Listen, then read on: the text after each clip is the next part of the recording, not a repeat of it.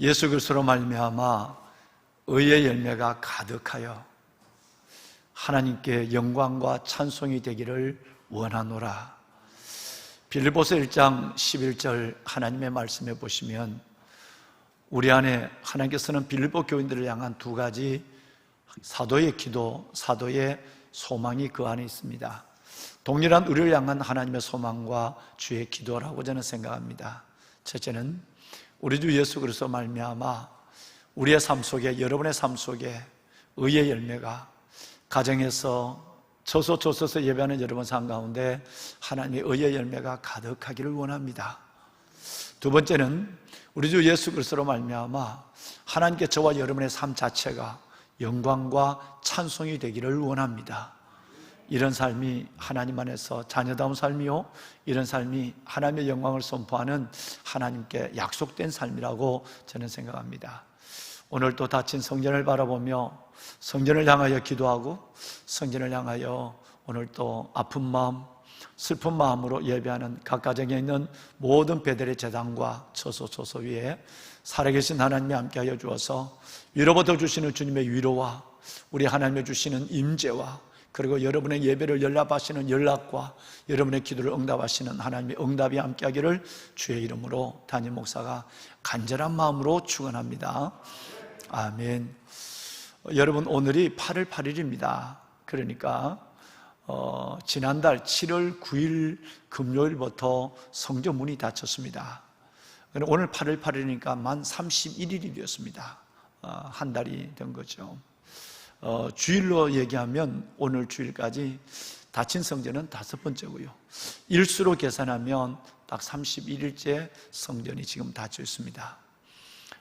정말 많은 생각을 다시 하게 되고 하나님 앞에 예배의 문제뿐 아니라 이 시대의 문제와 우리의 모든 열조와 우리 자신의 죄를 가지고 다시 한번 하나님 앞에 저와 온 우리 교직원들이 이 제단에 불을 꺼뜨리지 않으며 엎드려 기도하는 한 달이었습니다. 참 많이 뵙고 싶고 여러분들이 기다려집니다. 내일부터 정부의 방역 지침이 약간 완화가 되어서 4단계는 그대로 유지되지만 우리 교회 같은 경우는 10분의 1, 99명이 이 본당에서 한 번 예배할 때 99분이 예배를 할 수 있는 조치가 내려졌습니다. 3번 예배를 드리면 300명 정도가 이 성전에서 예배를 드리게 되고 그것은 우리 성도들의 10분의 1 정도가 되시겠습니다. 정말 더 큰 고민이 생겼습니다. 담임 목사는 지난 며칠을 보내면서 닫힌 성전을 바라보며 얼마나 많은 분들이 오시고 싶을 텐데 그 중에 10분의 1을 각 교구에서 선별해서 순차적으로 메시는 일이 쉽지 않을 것 같은 생각이 들어요. 더 가슴이 아픈 일이 며칠 동안 고민으로 제게 다가왔습니다. 먼저 내일 새벽부터는 8월 9일부터니까요. 내일 새벽부터 이 성전에서 새벽 예배를 99분까지 가능합니다. 보통 저희 새벽 예배가 400-500분 정도가 새벽을 깨운다고 생각했을 때 또 그동안 성전도 닫혀 있었고 그런 가운데서 이 성전에 오시고 싶은 분들이 달려 나오시면 어떻게 할까? 오시는 분들을 돌아가시게 할 수도 없고 또 교회 안에서는 방역을 지침을 어기고 또 어떻게 할 수도 없고 이것이 큰 고민이죠. 본당뿐 아니라 우리 중홀, 올리브홀이라든가 베들레헴, 비전홀, 중홀까지 다 해서도 135명, 126명에서 135명 정도만 한 번의 예배가 가능합니다. 내일 새벽에는 130분 정도밖에 메시지 못하는 안타까운 현실에 마주하고 있는 것이죠. 그래서 여러분 매우 성전에 오시고 싶지만 여러분 전체를 메실 수 없는 형편이니까 여러분의 건강이나 또 백신의 여러분 그 여러 가지 상황, 여러 가지 고려를 해서 조금만 더 절제해 주시고 또 가정에서 예배드리는 일들에 좀 여러분 조금만 기다려 주시면 성전문이 그나마 20-30% 좀 열리게 되면 그래도 좀 새벽 예배만은 마음껏 우리가 그래도 이전처럼 처음까지는 안 되지만 20% 예배 드릴 때처럼 200~300명 정도 예배 드리는 그런 때가 오지 않을까 생각해서 무리하지 마시고, 또 간염 여러 가지를 고민하셔서 여러분 좀 새벽 예배에 오시고 싶더라도 좀 연세 드신 분들이라든가 이런 분들은 조금 자제를 해 주십사 하는 부탁을 정중히 올립니다.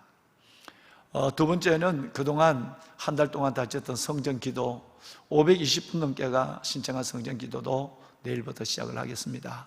성전기도는 별 문제가 되지 않습니다. 방역을 철저히 하시면 한 번에 기도하는데 1시간 안에 20분 정도가 이 넓은 900명, 1000명이 들어가는 성전에 한 20분 정도 기도하고 그대로 자리를 정리하고 가시니까 그다지 문제가 되지 않습니다. 그러나 이것 또한 또 성전에 오고 싶다고 그래서 또 성전 기도의 명단에 제출하지도 않는 하는 분들이 또 갑자기 몰려오시면 또 어떡하나 하는 걱정을 담임 목사는 떨쳐버릴 수가 없습니다. 여러 가지를 주의하셔서, 여러 가지를 고려하셔서 걸음해 주시고, 또 성전 재단의 불을 한 달 동안 저희들이 붙잡고 불을 집회 갔으니까 여러분들이 그 자리에서 하나님의 임재와 은혜, 응답과 하나님의 축복을 경험하는 그런 일들로 하나님께서 열어가는 하늘을 한번 봤으면 좋겠어요.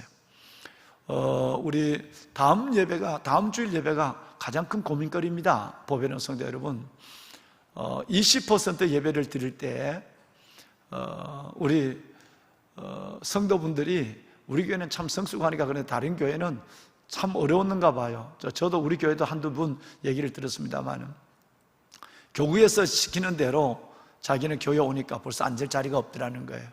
그런데 그 교회 안에 본당에 와 있는 분들은 늘 연세 드신 분들이 먼저 와서 자리를 다 하고 있으니까 젊은 우리 엄마 아빠들이 애를 교회 학교 보내놓고 또 애 예배 챙겨주고 뛰어오면 벌써 교회를 달려와도 우리 젊은 세대들이 교회 안에 들어올 공간이 없다는 거예요. 그래서 순종을 잘하는 사람은 예배 못 드리고 그냥 예배가 뭐라고 그래도 나는 무조건 가야 돼 하고 그냥 오는 분은 20%든지 얼마든지 관계없이 끈 예배를 드리고, 그래서 이런 살짝 불편해지는 부분이 간혹 있는 것 같습니다. 저에게는 한두 분만 얘기했습니다만은 교구 목사님들에게는 여러분이 말씀을 하셨는가 봐요. 그래서 이번에 또 10%니까 더더욱 고민이 깊지 않습니까? 그래서 다른 큰 교회에서 여의도 순복음교회나 큰 교회에서 하는 제도를 이번 주일부터는 저희 교회가 도입하기로 했습니다. 뭐냐 하면 각 교구별로 예배에 참여할 분들의 명단을 정해서 목양사역자분들과 그리고 교구장님, 우리 교구 목사님 명단을 정해서 1, 2, 3부 예배 때 메실 분들의 명단을 먼저 해서 여기 자석에다가 번호표를 붙여놓을 거예요. 그러면 먼저 교회 오시기 전에 그 번호표를 여러분께 알려드리면 그 번호대로 우리 목사님들이, 교구 목사님들이 보내주신 그 번호대로 오시면 여러분 자기 자리에 앉는 거예요. 오셔서 아무 자리에 앉는 것이 아니라 당신도 번호표 받아야 돼. 그러니까 번호표를 받아서 들어올 때 받는 것이 아니라 아예 집에 있을 때부터 몇 부 예배 몇 번 자리에 앉는다는 것이 결정이 될 겁니다. 그렇게 해서 젊은 사람들도 와서 여기 와서 예배 좀 드리고 그런 부분에서 아주 철저하게 하지 않으면 오히려 예배드리다 마음 상하고 시험 드는 일이 있어요.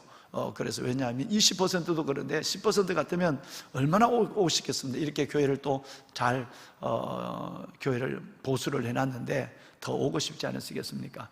그래서 여러분 양해를 해 주십시오. 여러분 이해를 다시 한번 이해를 구합니다. 그래서 교구에서 새신자들 또 당장 기도 받아야 될 분들, 이런 분들을 우선적으로 하면 조금만 기다리시면 순차적으로 여러분들을 메시게 될 것입니다. 또 코로나 상황이 좀 좋아지면 또 20, 30% 열릴 수도 있고요. 이런 가운데서 여러분 조금만 교구의 교구 목사님 부분에 따라주시면 좋겠다는 생각을 갖습니다. 청년교회는 문제가 되지 않습니다. 1층 같은 경우는 좀 문제가 되죠. 역시 온라인 주로 예배드리고, 2층 같은 경우는 청년교회는 이 본당에서 예배를 드리니까 100여 분 정도 예배 드리는데 문제가 되지 않는다. 2층은 다 메실 수 있을 것 같은 생각이 들고요. 나머지 교회 학교는 정부 시책에서 더 열어줘도 우리는 좁은 공간에서 교육관, 그래서 이 비전센터 건축이 지금 시급하거든요. 그런데 이 좁은 공간에서 지금 같은 상황이 된다 할지라도 우리 전도사님, 목사님 한 분하고 선생님 한두 분, 그 다음에 촬영해줄 기사, 촬영해줄 교사 선생님 한 분, 뭐 이렇게밖에 못 드리는데, 좁은 공간에서 그러면 이번에는 반별 초청을 한번 해보자. 그래서 10개 반 중에 한 반만 특별히 그 주간 초청하는 거예요. 그래서 반별 초청을 돌아가면서 하는 방안까지 지금 검토하면서 교회 학교는 준비하고 있습니다. 여러 가지 어려운 상황이 있는데 교회 사역에 잘 협조해 주시길 바라고, 특별히 연세대신 우리 권사님들, 집사님들, 또 세터민 분들, 그리고 이웃교회 분들도 우리 교구 목사님들의 통제에, 교구 목사님들의 계획에 잘 좀 따라주시기를 다시 한번 여러분들에게 담임 목사 어려운 부탁을 드리겠습니다. 그렇지 않아도 어렵습니다. 소상공인 분들이라든가 자영업자분들이라든가, 또 이 더운 날에 그 두꺼운 방호복을 입고 비지땀을 콩죽처럼 흘려내는 그 의료진들, 방역팀들 생각하면 참 가슴 아프기 그지없습니다. 더더욱 여러 가지 코로나 상황 속에 경제적으로 어려운 분들, 실직을 당한 분들, 또 취업 문을 두드리고 있는 우리 청년들, 취준생들, 뭐 이런 청년들 생각하면 참 마음이 아프기 그지없습니다. 이런 가운데서 예배조차도 마음껏 예배를 드리지 못하니까 더더욱 우리에겐 큰 아픔에 마음에 고통이 있는 거죠. 그래서 주님은 이사야서 40장 1절에 이렇게 말합니다. 너희는 너희 하나님이 이르시되 너희는 내 백성을 위로하라, 내 백성을 위로하라 라고 말씀했어요. 저는 정말 여러분들이 주의 위로를 여러분들에게 담임 목사가 전합니다. 주님의 위로가 여러분 가운데 계시길 바랍니다. 너희는 위로하라, 내 백성을 위로하라 그랬어요. 정말 마음으로 어려운 가운데 있는 모든 자영업자, 소상공인, 그리고 우리 청년들, 그리고 우리 방역팀 모두에게 주의 위로를 전합니다. 여러분, 위로를 전한다고 하는 것은 하나님의 말씀에 보시면 다름이 아니라 고린도후서의 하나님의 말씀에 보시면 우리의 모든 환난 중에서 우리를 위로하사 우리로 하여금 하나님께 받는 위로로서, 우리로 하여금 하나님께 받는 위로로서 환난 당하는 너희를 위로하게 하시는 하나님, 이렇게 말씀하고 있어요. 무슨 말씀이냐 하면, 내가 누군가를 위로할 때 내가 그 위로를 받은 경험이 있어야 돼요. 누구로부터? 하나님으로부터. 하나님으로부터 받는 위로를 가지고 환난을 당한 사람들을 위로할 수 있는 거예요. 그러니까 위로하는 사람도 하나님의 위로가 필요하다, 이 말이에요. 정말 먼저 저와 여러분이 하나님의 이 어려운 시대, 힘든 일들 속에 주의 위로가 먼저 우리에게 임하고, 그래서 내가 그 주의 위로를 경험해야만 어려움을 당하는 그 영혼들을 향하여 내가 주님께 받은 위로로서 그들을 위로할 수 있는 위로자가 되는 것입니다. 여러분, 주의 위로를 받으시고, 또 여러분이 받은 그 위로를 갖고 여러분 주위에 있는 위로가 필요한 사람들에게 손을 내밀어 주시고 그들에게 여러분 사랑을 베풀어 주셔서 어려운 때를 같이 손을 잡고 이겨내는 그런 공동체의 아름다운 이론들이 되었으면 하는 마음입니다. 이 은혜가 여러분 가운데 계셨으면 좋겠습니다.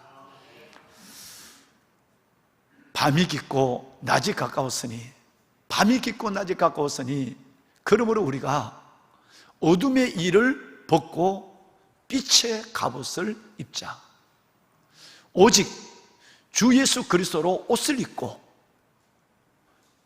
정욕을 위하여 육신의 일을 도모하지 말라. 오늘 읽으신 짧은 내용은 우리가 새벽 예배를 통해서 오랜 시간 함께 나눴습니다. 오늘 이 말씀해 보시면 두 가지 내용이 저와 여러분의 영혼을 다시 한번 은혜로 이끌어냅니다. 하나는 뭐냐면, 여러 주간 말씀을 드렸지만 깨어있으라는 겁니다.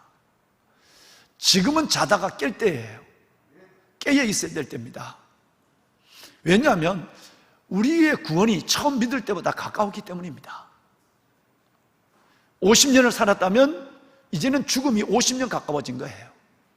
30년을 살았다면 우리 요한이 30년 살았다면 30년 우리 주님 앞에 설 날 임종이 가까워진 거예요. 우리의 구원이 처음 믿을 때보다 가까운 거예요. 그리고 두 번째는 이 시대가 마지막 때예요.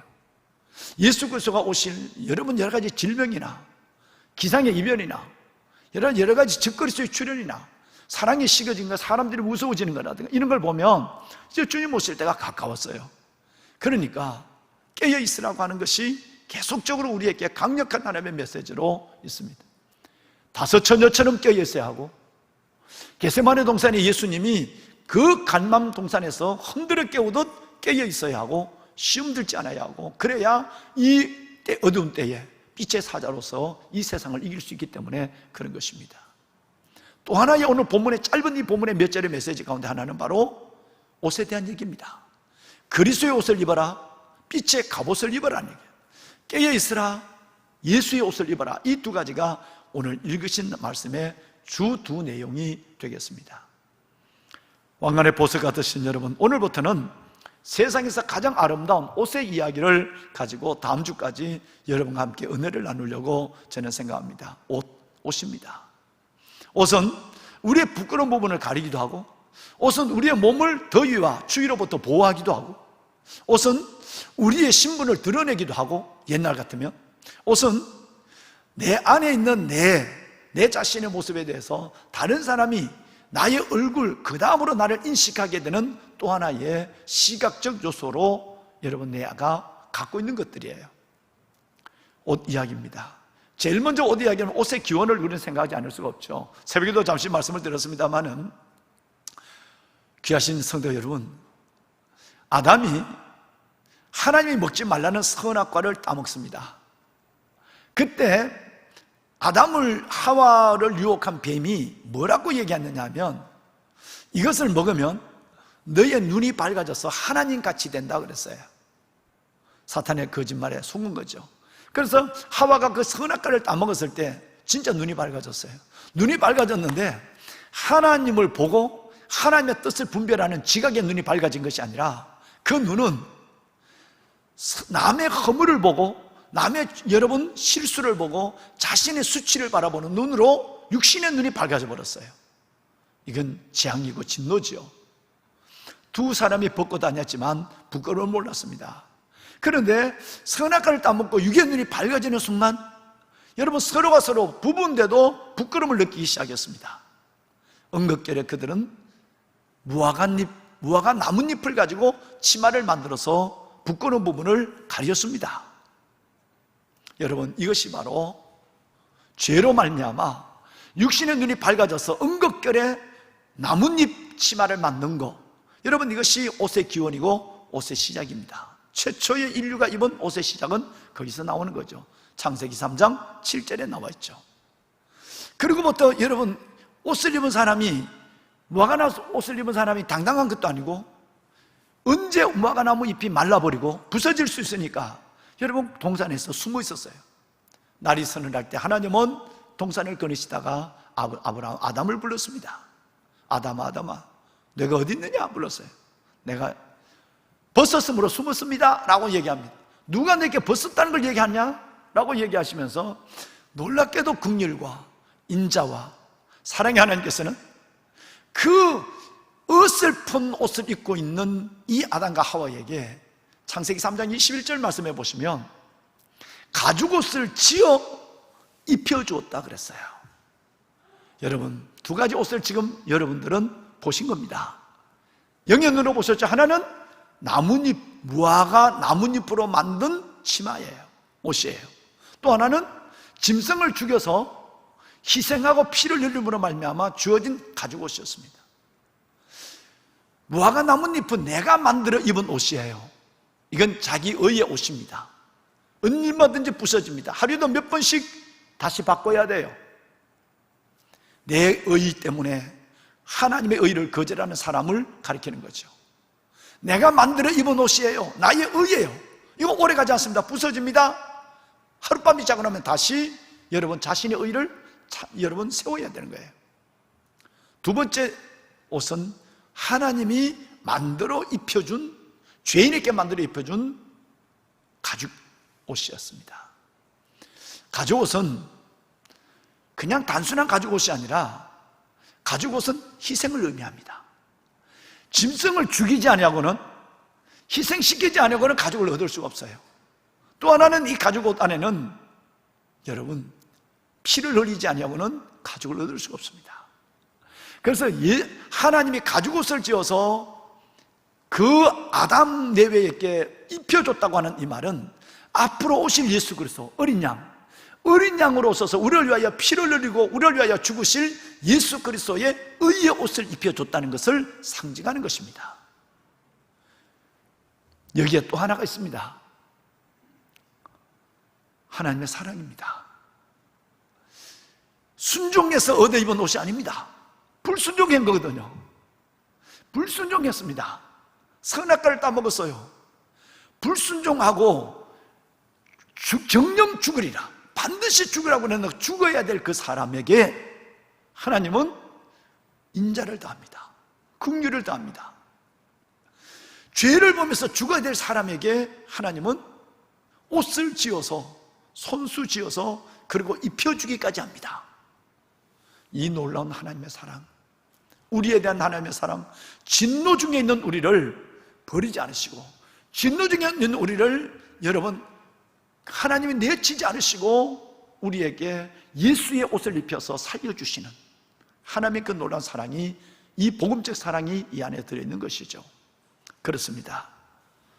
보배는 여러분, 베드로전서 1장 8절 18절 이하에 보면 우리 조상이 물려준 헛된 행실에서 대속함을 받은 것은 여러분 금이나 은이나 없어질 것으로 된 것이 아니다. 우리 조상으로부터 유전적 죄, 조상으로부터 오리지널 신, 원죄로부터 우리가 구원받은 것은 금이나 은이나 없어질 것으로 된 것이 아니다. 이 말은 무화과 나뭇잎처럼 부서질 것으로 된 것이 아니다 라는 것이에요. 그 다음 19절이 놀라운 복음을 말합니다. 오직 흠없고 점없는 어린 양 같은 예수 그리스도의 보배로운 피로 된 것이라. 여러분, 우리가 입은 가죽옷, 예수 그리스도의 옷은 예수 그리스도가 어린 양이 돼서 죽어주심으로 그의 보혈로 말미암아 얻어진 가죽이에요.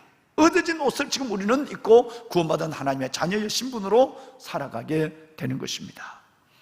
보배로운 사랑 여러분, 옷 이야기를 계속해 가도록 하겠습니다.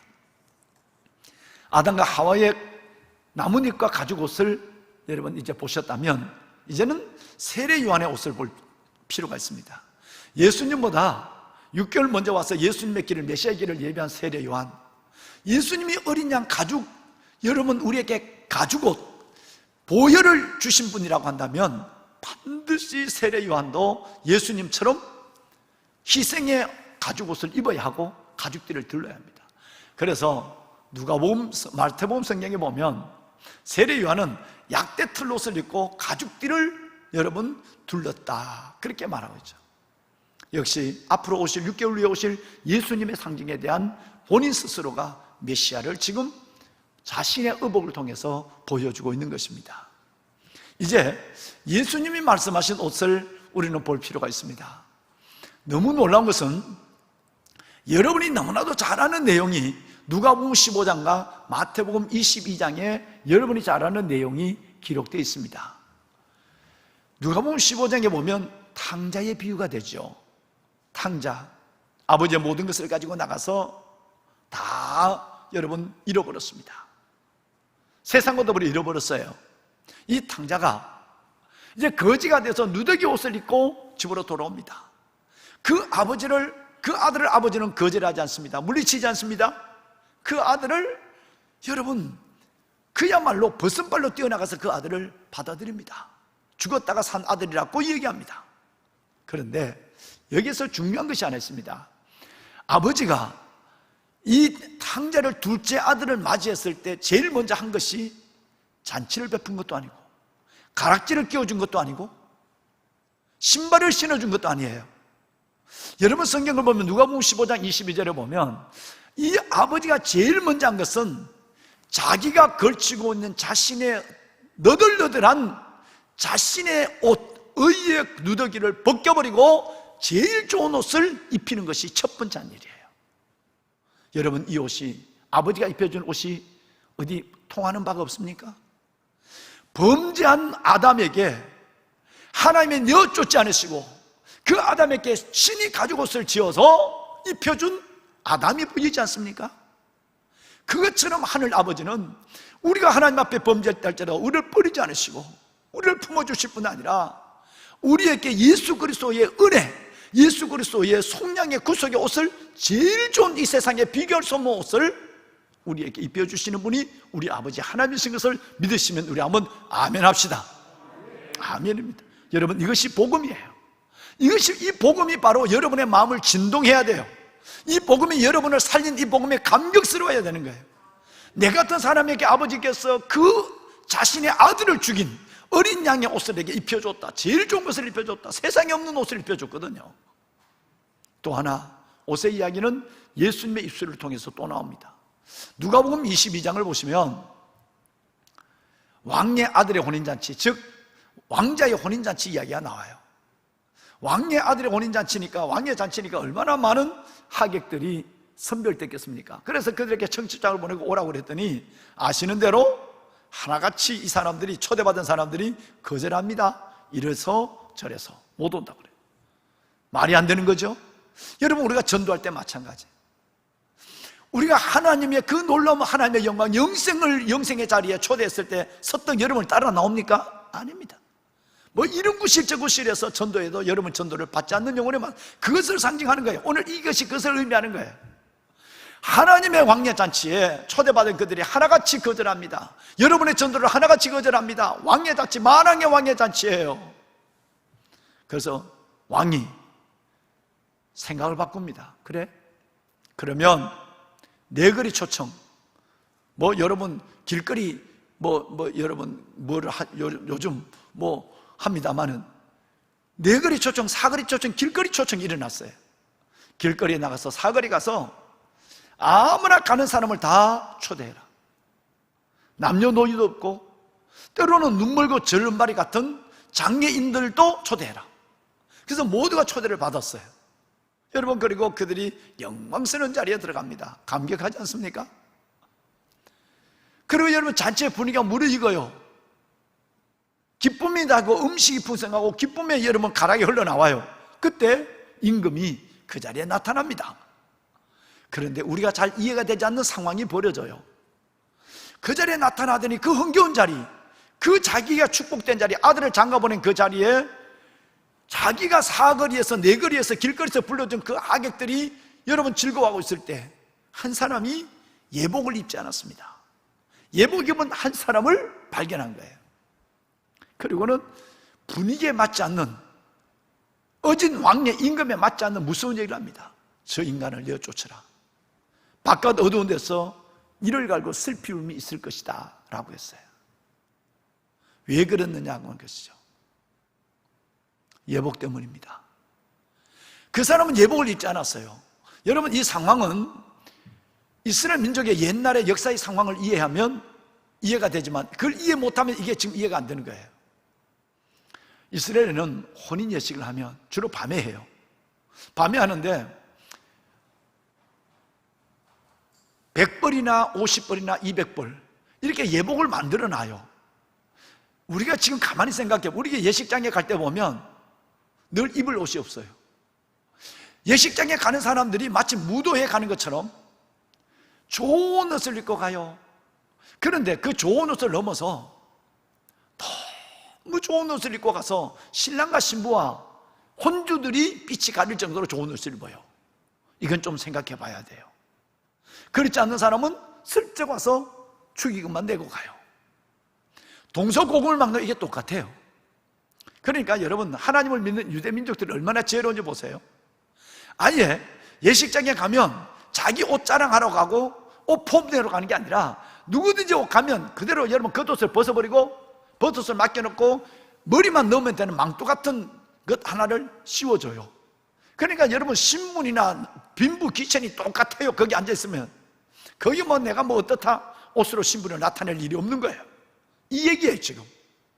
지금도 요르단에는 이렇게 결혼식을 하는 데가 있습니다. 요르단 귀족들은 화렵게 합니다만은 여러분, 요르단에 보면 요르단 일부 지역에서는 아직도 그렇게 예복을 갖다 놓고 예식장에 올 때는 그냥 검소하게 와서 망토를 걸치고 똑같은 모습으로 축하하는 거예요.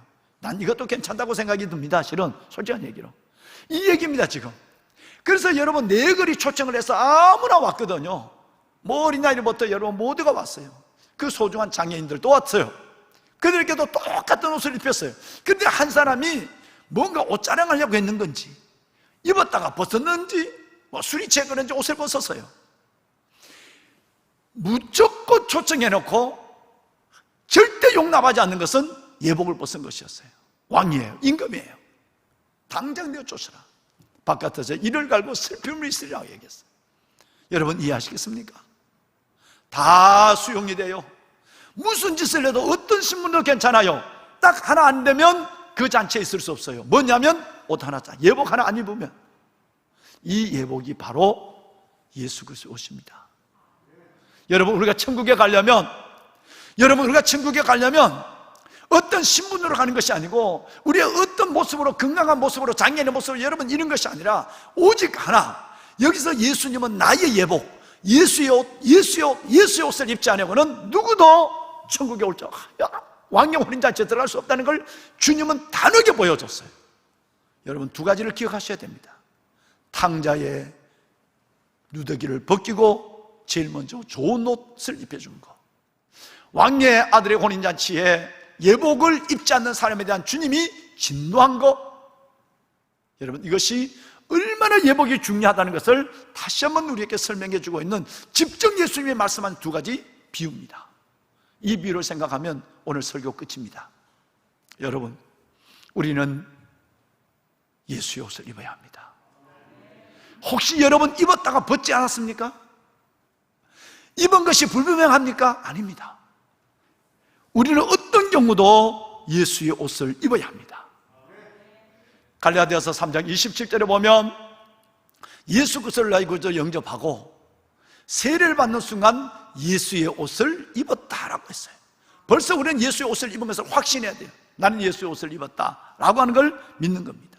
이전에는 이 옷이 신분이었습니다. 그렇죠? 종이 입는 옷이 다르고 상전이 입는 옷이 다르으니까 요즘은 뭐 그런 것이 없습니다. 뭐 누구든지 돈만 있으면 원하는 옷을 사 입으니까. 그런데 군인들은 다르죠. 군인들은 군복이라는 유니폼이 있어요. 군인들은 군복을 입으면 민간인과 구분이 돼요. 그래서 군복을 입은 것 그 안에도 여러분 용사들, 사병들과 간부들이 구분이 된단 말이에요. 그런데면 우리가 입고 있는 예수의 옷이라는 것은 저와 여러분의 영적 신분을 확실하게 나는 거예요. 뭔 얘기냐면 우리는 본래 어둠에 속해 있었어요. 마귀의 종이었어요. 사탄의 노예였단 말이에요. 공중권세 잠자 불순종하는 아들들 속에 역사는 영에 붙잡혀 있는 사람이었어요. 근데 우리가 예수 그리스도를 믿음으로 말미암아 하나님의 자녀로, 어둠에서 빛으로, 마귀의 종에서 하나님의 자녀로 신분이 거듭났어요. 믿으시죠? 아멘. 그렇다고 한다면 거듭난 우리들에게만 입혀주는 특별한 옷, 신분을 보장하는 옷, 이게 예수의 옷입니다. 그래서 세례받을 때 예수의 옷을 입었느니라 라고 성경이 말씀하고 있는 것입니다. 보배로운 사랑하는 여러분, 우리가 옷을 입듯이 우리는 예수의 옷을 반드시 입어야 합니다. 주님이 옷처럼 우리를 감싸도록 해서, 주님이 우리가 입고 있는 옷처럼 주님이 우리를 감싸는 거예요. 옷처럼 우리를 감싸도록 하셔서 우리가 정말 우리를 둘러싸고 있는 예수 그리스도의 이 옷, 이 겉모습이 나의 본질적 신분이 되게 해야 돼요. 이 얘기가 무슨 얘기냐면 예수 그리스도가 우리에게 주신 이 옷을 받아서 우리가 입음으로 말미암아 이제 내가 예수의 옷을 입었기 때문에 다른 사람이 나를 바라볼 때 저 사람 군인이네, 저 사람 누구네 라고 신분을 분별할 수 있도록 예수 그리스도께서 나를 위하여 둘러주신 그 옷을 가지고 내 몸을 감싸므로 말미암아 내가 여러분 그 겉모습에서 본질적 나의 신분이 다른 사람에게 인정될 수 있어요. 저 사람은 뭐 예수 믿는 사람이야, 저분은 장로님이야, 저분은 목사야 라고 하는 것이 내가 살아가는 삶의 모습을 통해서 그들에게 자연적으로 여러분 본질적 신분이 그들에게 보여질 수 있는 삶을 살아야 된다는 거예요. 이 말씀을 다르게 얘기하면 내가 두르고 있는 예수 그리스도 옷을 통해서 나의 본질적 신분이 그들에게 보여질 뿐 아니라 그들이 내가 입고 있는 옷을 통해서 예수 그리스도의 인격을 가시적으로 확인할 수 있어야 돼요.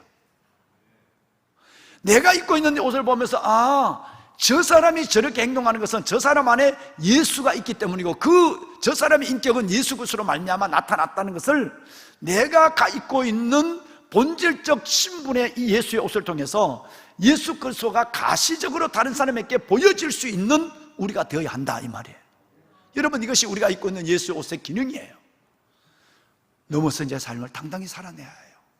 누가 보더라도 저 사람 예수 믿는 거야, 저 사람이 그리스도인이야 라고 말할 수 있는 그런, 여러분, 내 안의 겉모습과 본질적 신분이 확인되어야 하고, 그를 통해서 예수 그리스도의 인격이 그 모든 사람들 속에서 여러분 그 인격들이 반드시 가시적으로 보여져야만 한다는 겁니다. 우리는 여러분 옷장문을 열 때마다, 여성분들은 여러분도 어떠신지 모르겠어요. 여성분들은 옷장문을 열 때마다 하는 얘기가 있어요. 입을 옷이 없네, 또 아니면 마땅치 않네, 이 얘기를 해요. 옷장에 옷이 수두룩해 있는데도 여러분, 인간이 만든 옷은 입었던 옷인데도 입을 옷이 없다고 그러고 마땅치 않다고 얘기해요. 그런데 예수의 옷은 선택적 고려 요소가 없습니다. 선택하고 내가 가릴 것이 없어요. 오직 예수 그리스도의 옷은 단벌 옷입니다. 한 벌밖에 없어요. 여러분, 고민할 거 없단 말이에요. 예수의 옷은 한 벌밖에 없습니다. 두 번째, 예수의 옷은 여러분, 저녁에 아침에 나올 때 옷을 입었으면 저녁에 가서 옷을 갈아입습니다. 예수의 옷은 잠잘 때도 갈아입을 필요가 없고, 잠잘 때도 예수 그 옷을 입고 잠을 자서 예수의 꿈을 꿔야 하고 예수의 생각을 하고 자는 거고, 일어날 때도 내가 예수 옷을 입고 있나 확인하는 거지 갈아입을 필요가 없는 거예요. 갈아입을 필요가 없다는 말은 세탁할 필요도 없다는 거예요. 이 예수의 옷은 얼마나 놀라우냐면, 세 번째로, 남녀노소 관계없이 옷이 다 맞습니다. 여러분, 이 사람이 맞고 저 사람 안 맞는 것이 아니라 누구든지 5 사이즈부터 77 사이즈까지 누구든지 다 맞아요. 남자는 키가 적어도 키 커도 다 맞는 옷이에요. 그야말로 예수의 옷은 모두에게 안성맞춤입니다. 할렐루야. 누구나 입어야 할 옷, 누구나 어떤 상황에도 입고 있어야 할 옷, 벗을 필요가 없는 옷, 누구에게도 맞는 옷. 더 나아가서는 예수의 옷은 여러분 계절이 필요 없습니다. 하복이 없고 동복이 없습니다. 예수의 옷은 춘추복도 없습니다. 1년 내내 우리는 일생을 다 가도록 입는 옷입니다.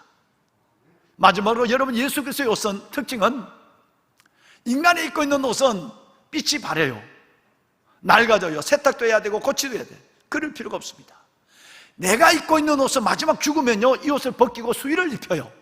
그런데 예수의 옷은 우리가 입고 있는 옷을 평생 입고 살다가, 여러분, 내가 입고 있는 예수의 옷이 주님 앞에서는 하나님 앞에 가는 영원한 수의가 됩니다. 이 아름다운 수의, 이 아름다운 복된 옷이 바로 예수 그리스도의 옷이라고 말하고 있습니다. 예수 그리스도의 옷. 여러분, 이제는 이 예수의 옷, 예수의 옷을 입고 다시 초대교회 로마 교인들이나 갈라디아 교인들처럼 예수의 옷을 입고 다시 율법의 신의 산 기슬고 올라가면 안 돼. 예수의 옷은 은혜의 옷인데 그걸 은혜로운 은혜의 옷을 입고 율법적인 사람이 되어서는 안 된다, 이 말이에요. 예수의 옷을 입고 다시 신의 산, 율법의 신의 산 기슭으로 올라가는 것이 아니라, 은혜의 옷을 입었다면 이제는 율법의 신의 산 기슭에서 내려와 골고다를 지나가야 해요. 십자가의 골고다를 지나 히브리서 13장에 말하는 영문 밖으로 나가야 합니다. 세상으로 나가라, 이 말이에요. 신의 산 다시 올라가지 말고, 율법적인 사람, 정죄하는 사람이 되지 말고, 판단하고 비판하는 사람이 되지 말고, 오직 은혜의 옷이니까. 내 같은 죄인에도 아빠가 입혀준 옷이잖아. 탕자께 입혀줬잖아요. 자격이 없는 나를 불러놓고 혼인잔치에 예복을 입혀줬잖아요. 그렇다면 내가 받은 은혜를 생각하면 남을 정죄할 수가 없는 거예요. 율법적인 사람이 될 수가 없는 거 아니겠습니까? 그러니까 다시 예수의 옷을 입고 율법의 신의 산 기슬을 오르지 말고 내려와 골고다의 여러분 그 언덕을 지나서 히브리서 13장 영문 밖으로, 성문 밖으로 나가야 해요. 세상으로 나가서 내가 입은 예수를 보여줘야 됩니다. 할렐루야. 내 안에 있는 복음을 보여줘야 되고, 내 안에 있는 은혜를 저 사람들에게 마음껏 보여줄 수 있는 하나님의 사람들이 되어야 한다라고 하는 것입니다. 보배는 여러분, 이 옷의 마지막 특징이 하나 있습니다. 뭐냐면 예수 그리스도의 옷이요, 평상복이 어느 순간에 보면 전쟁을 위한 갑옷으로 바뀌어질 때도 있다는 것을 명심하셔야 돼요. 예수의 옷은 평상복이에요. 잠잘 때도 입고, 일할 때도 입으시고, 교회도 입으시고, 밖에 나가도 입으시고, 입은 옷인데, 어느 순간에 오늘 2절에 보면 밤이 깊고 낮이 가까웠으니 그러므로 우리가 어둠의 일을 벗고 빛의 갑옷을 입자 그랬어요. 여러분, 14절에 예수의 옷이 12절에는 갑옷으로 바뀌어져 버려요. 그죠? 전투적 용어가 나와요. 갑옷이거든요. 이건 매우 중요합니다. 평상시에는 우리는 예수의 옷을 입고 삽니다. 여러분, 성경이 말씀하는 때까지 말씀하는 것처럼 죄와 더불어서 피 흘리기까지 싸워야 할 때가 있어요. 죄를 이겨내려고 사탄의 그 유혹을 이겨내려고 피 흘리기까지 싸워야 될 때가 있거든요. 이때는 그 예수의 입었던 평상복 갖고 안 됩니다. 빛의 갑옷이 되어야 됩니다. 할렐루야. 빛의 갑옷이 되어야 돼요. 예수의 옷은 입고 있지만 결정적인 순간에 빛의 갑옷을 입지 못해서 넘어지는, 여러분, 그 넘어지는 군인들을 저는 넘어봤거든요. 전쟁에는 전쟁에 맞는 옷을 입어야 되는 거예요. 영적 전투를 할 때는 우리는 이걸 확실히 입어야 됩니다. 그래서 여러분, 에베소서 6장 말씀에 보면 13절에 하나님의 전신갑주를 입어라. 왜?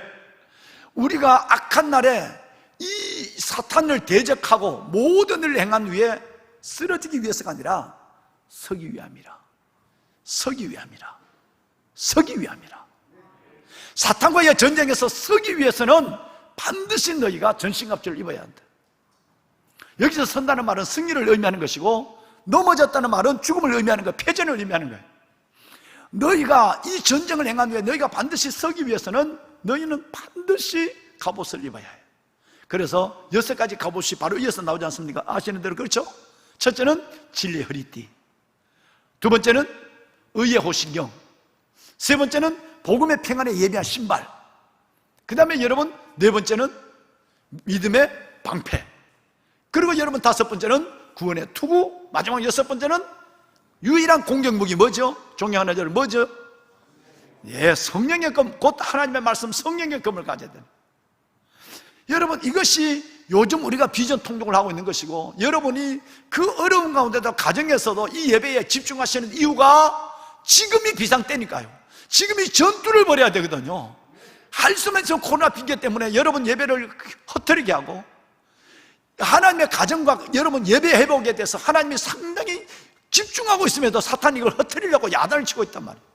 그러면 여러분 이 6가지 진리 허리띠, 예수 그리스도의 진리 허리띠, 말씀의 허리띠, 그리고 여러분 우리는 의의 호신경, 아무도 내 가슴 심장을 공격하지 못하도록 복음의 평안에 예비한 신발, 그러고 나서 믿음의 방패, 구원의 투구, 마지막으로 이 사탄을 대적할 수 있는 성령 곧 하나님의 말씀의 검을 갖고 이 옷을 갑옷을 입지 않으면 이 전쟁을 이겨낼 수가 없는 것입니다.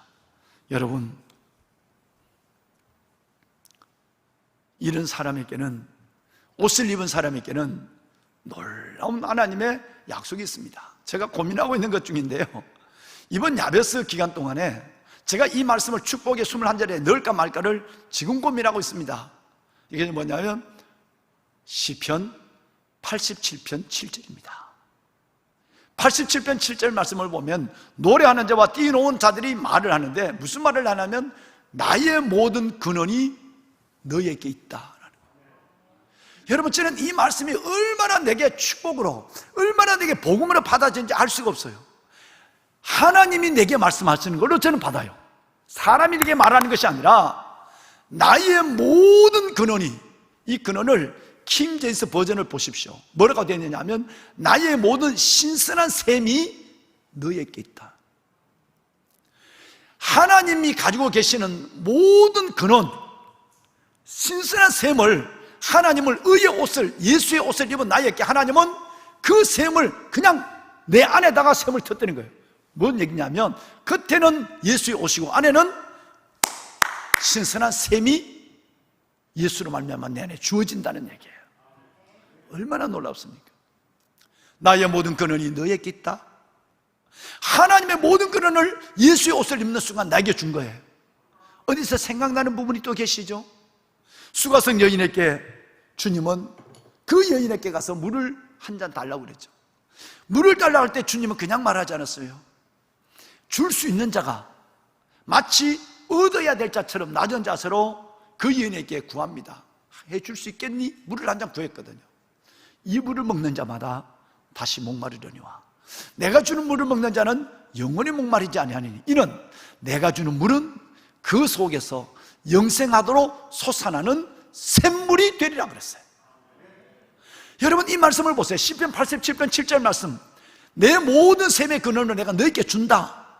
내 모든 샘의 근원, 행복의 근원, 행복의 샘, 기쁨의 샘, 소망의 샘, 하나님의 은혜의 샘, 이 모든 샘을 예수의 옷을 입기만 하면 내게 예수님 하나님은 그냥 내게 주신다는 거예요. 여러분 이 말씀을 예수님은 사마리아 여인에게 영생하도록 예수님이 주는 물을 먹으면 영생하도록 솟아나는 샘물이 너 안에서 터진다 이렇게 얘기했어요. 이게 얼마나 놀라운 축복입니까? 요즘 같은 더위에 한 수에 한 컵에 여러분 생수라면 얼마나 우리를 유쾌하게 하겠습니까? 영원히 목마르지 않는 생수를 우리 주님께서는 예수의 옷을 입고 있는 우리들에게 저절로 샘의 근원을 열어버리겠다고 말씀하고 있지 않습니까? 여러분 행복의 문이 열릴 것입니다. 응답의 문이 열릴 것이고 은혜의 문이 열릴 것이고 하나님의 주신 세상이 줄 수 없는 평강과 소망의 문이 여러분과 저 가운데 예수의 옷으로 말미암아 열리게 될 줄로 믿습니다. 말씀을 끝내겠습니다. 여러분 예수의 옷을 입는다는 것은 나의 약함 대신에 예수 그리스도의 강함으로 나를 덮으신다는, 입혀버린다는, 내 안에는 약함이 있어요. 그런데 예수의 옷을 입는다는 것은 그분의 강함으로 나를 덮는다는 것을 의미합니다. 예수의 옷을 입는다는 것은 나의 죄를 그분의 보혈로 덮는다는 것을 의미해요. 목사가 가운을 입은 것처럼 덮는다는 걸 의미해요. 예수의 옷을 입는다는 것은 나의 실패를 그분의 영광으로 하나님께서 덮으신다는 것을 의미하는 것이고, 내가 예수의 옷을 입는다는 것은 나의 여러분 허물을 오직 그분의 은혜로 감싼다는 걸 의미하는 것이고, 나의 죽음을 그분의 생명으로 덮는다는 것을 예수의 옷을 입힌다는 것을 의미하는 것입니다. 이 은혜가 오늘 이 말씀을 듣는 여러분 가운데 계실 줄로 믿습니다. 오늘 말씀을 여기까지 하겠습니다. 함께 가정에서 예배하는 귀하신 성도 여러분, 우리 밤이 가까웠습니다. 정말 밤이 깊었습니다. 낮이 가까워 오고 있습니다. 이 밤 우리 깨어나야 합니다. 그리고 우리는 예수의 옷을 입고, 때로는 이 어려운 코로나 시대는 갑옷을 입어야 합니다. 의의 전신갑주, 예수 그리스도의 전신갑주를 입고 말씀과 성령의 검을 가지고 악한 것들의 화전을 소멸하는 여러분으로 우뚝 설 수 있기를 바랍니다. 예수의 옷을 입었다는 것은 약한 여러분에게 강한, 만물을 만드신 강한 주님의 손이 덮였다는 것이고, 예수의 옷을 입었다는 것은 여러분의 죄를 주님의 보혈로 덮었다는 것이고, 예수 그리스도의 옷을 입었다는 것은 여러분의 실패를 하나님의 그 놀라운 영광으로 감쌌다는 것이고, 여러분의 죽음을 예수의 생명으로 온전히 덮으셨다는 것을 의미합니다. 그 예수의 옷을 입고 당당하게 우리에게 주어진 삶을 이 세상 가운데 영문 밖으로 당당히 살아가며 예수를 보이는, 그리고 예수 안에 행복한 여러분이 되시기를 이 말씀으로 축원합니다. 아멘.